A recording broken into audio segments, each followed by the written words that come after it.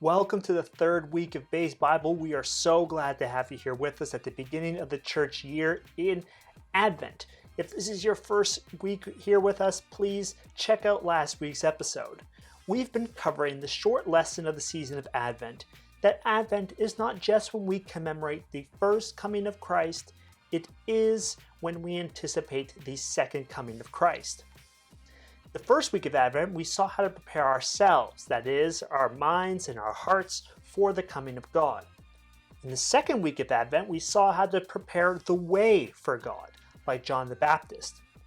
But now that we've done both these things, we can begin to ask ourselves, okay, so what will it be like when God returns? What can we imagine it being like? And for this imaginative exercise, we could take a helpful analogy from science fiction. For often in science fiction, we have to imagine what it will be like when aliens come to Earth.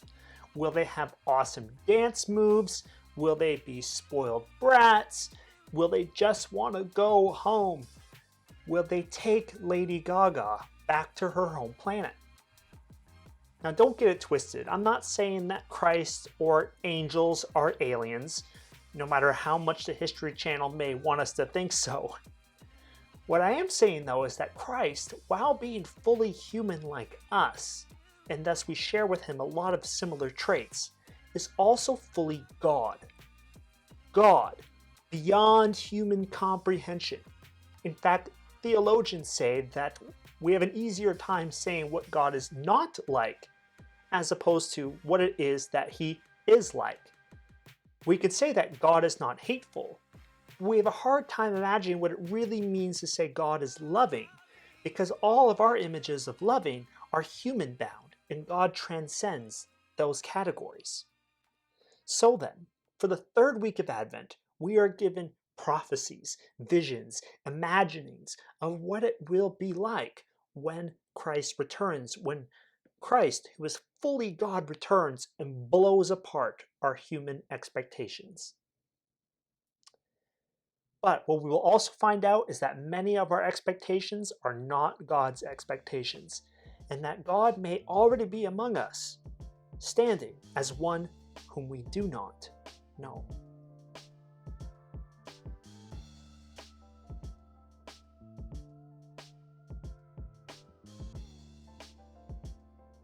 For our third week of Advent, then, we are given another passage from our friend, the fifth evangelist, the prophet Isaiah. Again, speaking to the Judeans who are in exile in Babylon in the 6th century BCE. Now, while this passage, on one level, gives exactly the same message that was given in chapter 40 that we looked at last week to Judeans, the message namely that exile is over. It's over. And the return to the land is going to be so joyous that it's going to trend on Twitter for an entire year. 2020 is over. 2020 is over. It is going to be so happy and joyous. However, for close readers of the text, this passage might be familiar to you. For Jesus quotes this chapter in the Gospel of Luke.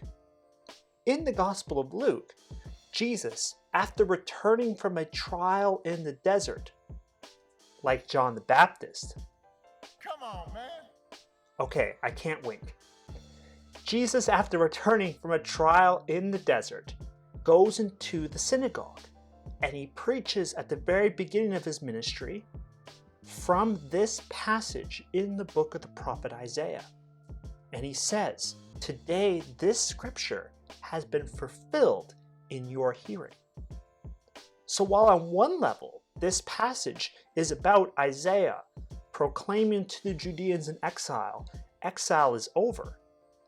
On another level, this passage has been fulfilled in the ministry of Christ himself.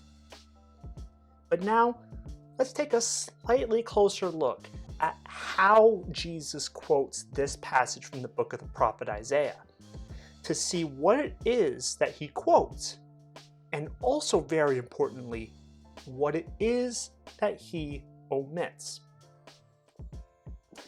you will notice that Christ, quoting very much of this passage, but he stops short of the second half of Isaiah 61 verse 2.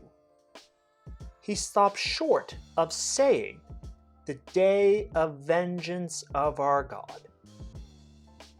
And the reason this is important is because Christ's first coming was not about judgment and condemnation. It was about salvation, healing, redemption. Christ says a lot of things that sound very much like defund the police, abolish prisons, end war. Sounds very much like those things, doesn't it? But as we covered during the past 2 weeks of Advent, Advent is about anticipating the second coming of Christ.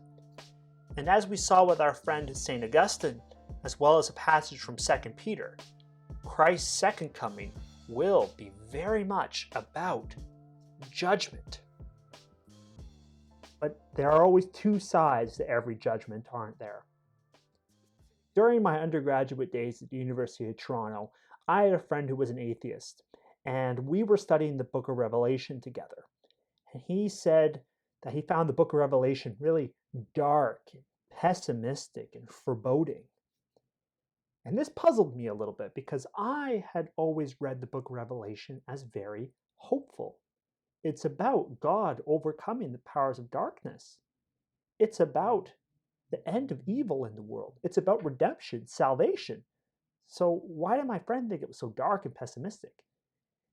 And he said, well, Caleb, of course, from your perspective as a Christian, the book of Revelation is a very hopeful message. It is about how God is going to come and save you.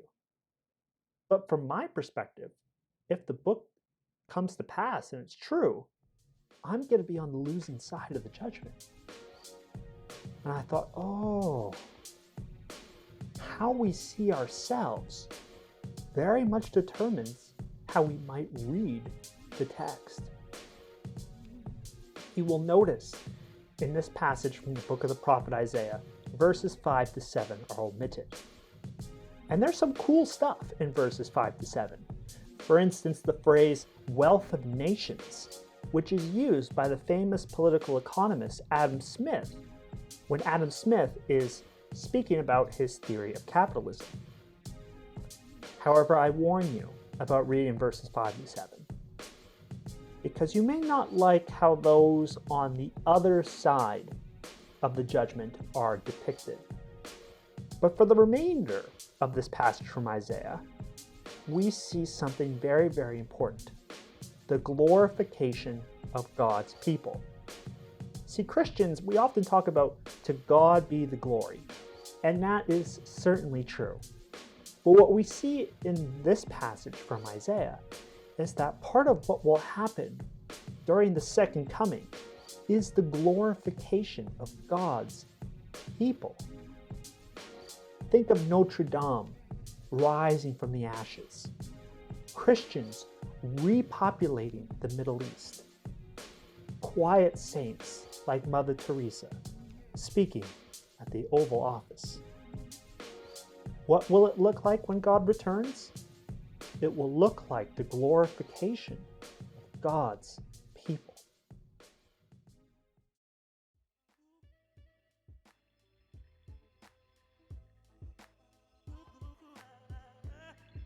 If I have said it once, I have said it 1,000 times.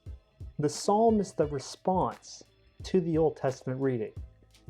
And this psalm is the small package, good things coming.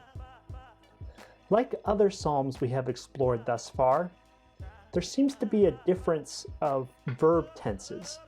Verses 1 to 3 very much speak of something that happened in the past, whereas verses 4 to 6 seem to talk about something that happens in the future. Some scholars see reference to "we were like those that dream" as a way to explain the difference of verb tenses. They say that the psalmist is imagining what the end of exile will be like, and so vivid is the dream, so vivid is the imagination, that some of the joy of imagining what things will be like in the future is brought into the present. It's like if a wife were to get pregnant and her husband begin to imagine what it will be like to be parents. They start imagining what it will be like to, train the kid how to ride a bike or get their clothes ready or get their room ready. And they imagine what it will be like to be parents. And suddenly the joy of thinking about what will happen in the future when they are parents is brought into the present and puts a smile on their faces. So too for our psalmist then, the psalmist is imagining what the end of exile will be like, and so vivid is the psalmist's dream that it brings a smile to his face already. So then, what will the end of exile be like? Well, I think to truly appreciate the joy that is experienced in his psalm, we have to understand a little bit of what it was like to be in exile. We have to understand what it is that the Judeans are being saved from. Now, for this, I highly encourage you to read the book of Lamentations. It's a very short, poetic, and potent description of what the exile was like for the Judeans. And here's a little bit of the description that we get of the exile. If you're a Judean, you've been stomped down like grapes in a wine press.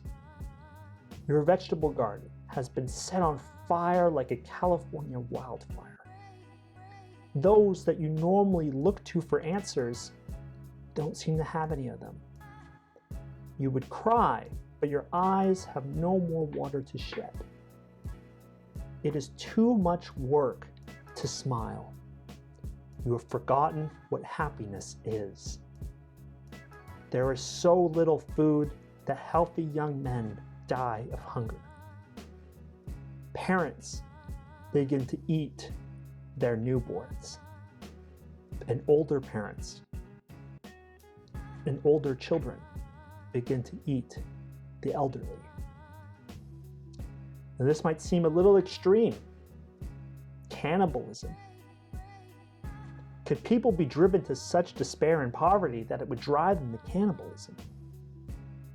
Well, for this, I highly encourage you to watch a film, Mr. Jones.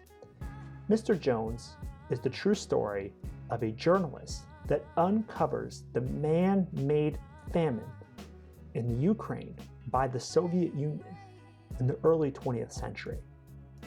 This man-made famine drove the Ukrainians into such poverty and despair that this journalist shows that they were driven to cannibalism and they began to eat each other. And this led to a massive genocide that we now call the Holodomor. Okay, so with that image in your mind, thank you very much, Caleb, for bringing cannibalism to our attention. We can begin to experience the joy of Psalm 126 anew. Instead of uncontrollable weeping, you have belly laughs. Instead of Psalm 23s at funerals, you have happy birthdays.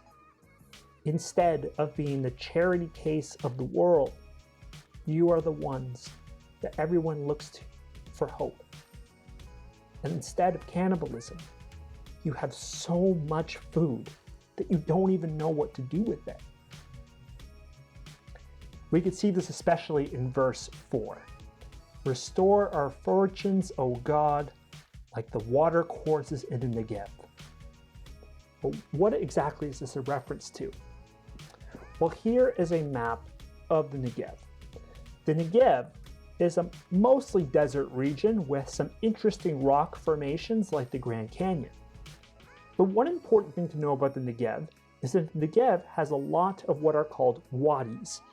And wadis are dry riverbeds. So if you go to them, you wouldn't even guess that they were a riverbed. They're just dry desert areas, but they're actually riverbeds that are dry for most of the year. Except if there's ever a heavy rainfall or the ice and snow begin to melt after a winter, then suddenly these dry riverbeds explode into flash flood rivers. What you're watching right now is contemporary Israel. Someone captured this on film of what one of these dry riverbeds exploding looks like. What the psalmist then is referring to in a metaphorical way is praying for a sudden flash flood of goodness. It will not be a slow drip here or there. It will not be incremental. It will be a sudden flash flood of abundance and goodness washing over a dry and wearied world. What will it look like when God returns? It will look like a sudden flash flood of goodness.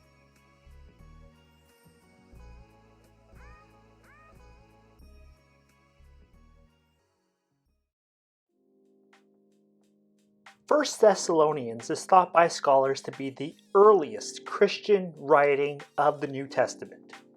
It's pretty remarkable, actually, for in this letter of St. Paul's to the church in Thessalonica, what we get is Paul the pastor trying to encourage a church in mourning.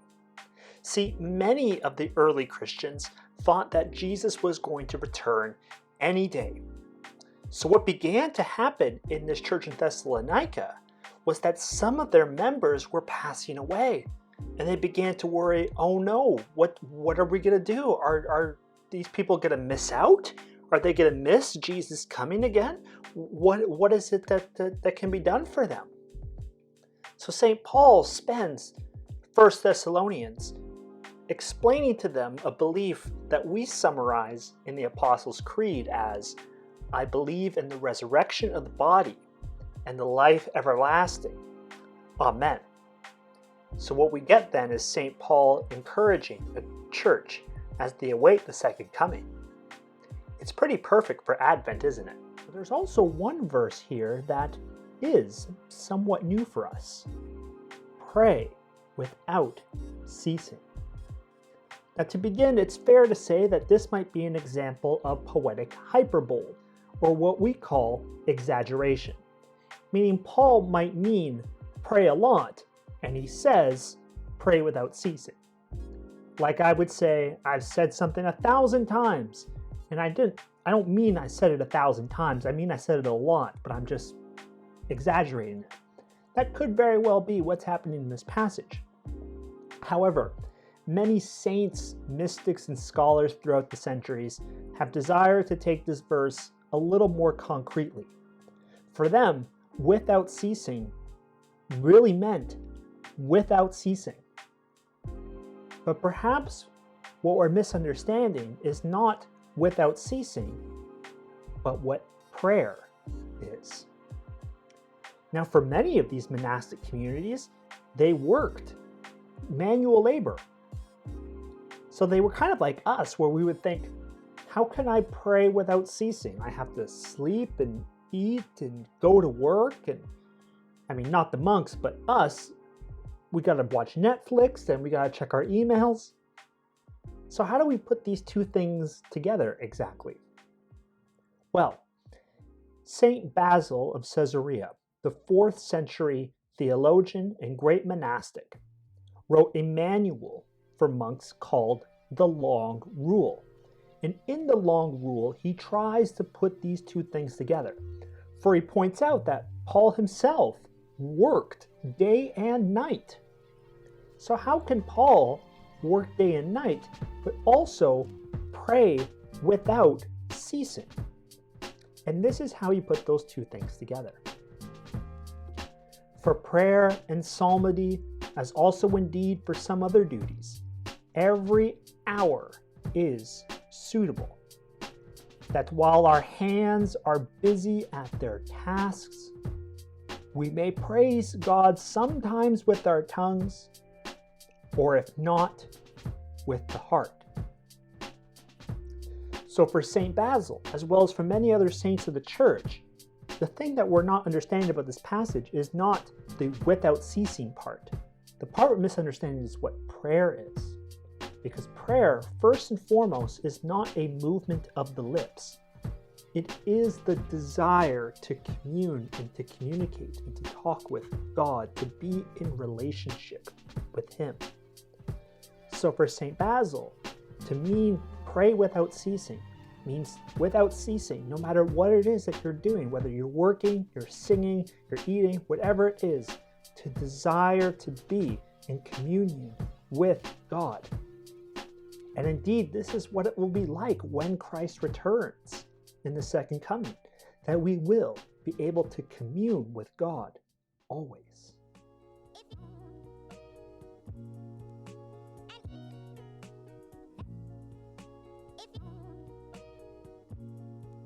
At first, the priest's questioning of John the Baptist can seem really pointless. They're just kind of asking one question after another, and he just keeps saying no, no, no.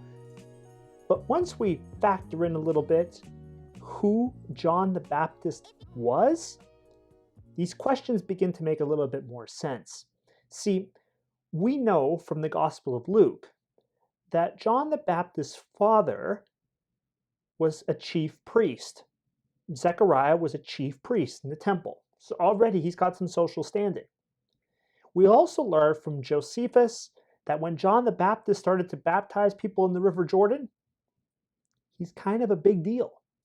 He attracted a lot of people to him. It was kind of like when Torontonians sort of descended upon Jurassic Park to watch the Raptors win the championship. It was that popular. It was that big. So when the priests come to John the Baptist then, they're coming to some guy who's been kind of portrayed as a big deal. And they want to get the lowdown on who he is. In fact, St. John Chrysostom meaning golden mouth, he's a 4th century Christian preacher, and he speculates in his preaching on the Gospel of John that the priests here are trying to flatter John the Baptist. They're trying to tickle his fancy. They're trying to say, come on, tell us, big guy, you're the one, aren't you? You're the one that we've been waiting for, huh? They're trying to flatter him. They're trying to get what information they expect to get from him. So John the Baptist, instead of answering their questions immediately, just starts answering their intentions. So instead of trying to big up himself, he draws attention to Christ. While the priests are asking John the Baptist these questions, we can look at each of these questions as an expectation of what the Jews were expecting for the first coming of Christ. The Messiah might have been a priest. Elijah was prophesied to come before the coming of the Messiah. Moses, in the book of Deuteronomy, predicted that there would be a prophet like him to arise. This is the reference to the prophet. So all of these were proper imaginings and prophecies about what it might be like when the Messiah comes. And John the Baptist begins one of his answers with something that should give us a pause. Among you stands one whom you do not know. The Greek word here for know is ido, and this is a really important word in the Gospel of John, for it refers to not simply knowing intellectually or having information. It literally means to be able to perceive, see, recognize. Meaning Jesus has been walking around them this whole time, but they don't recognize the truth about Jesus. They don't perceive it properly. They don't ego it. They don't recognize it. They don't perceive it. And this gives us a really important insight into how we should think about Advent. Because when Christ came the first time, many, many people did not recognize who he was. And as we await the second coming of Christ, we may not recognize in all the ways that Christ has already made himself present to us right now. He may be in our churches. He may be on our street corners. But he stands among us as one that we do not know. In conclusion, then, to wrap up week 3 of Advent, remember, Advent is the time when we, not just when we commemorate the first coming of Christ, it is the time when we anticipate the second coming of Christ. In previous weeks, we saw how to prepare ourselves, our hearts and our minds, and how to prepare the way for God. But this time we saw how to imagine, how to envision what the coming of God might be like, specifically in these 4 ways. God's people will be glorified. The world will experience a flash flood of goodness. We will commune, pray, and talk with God always.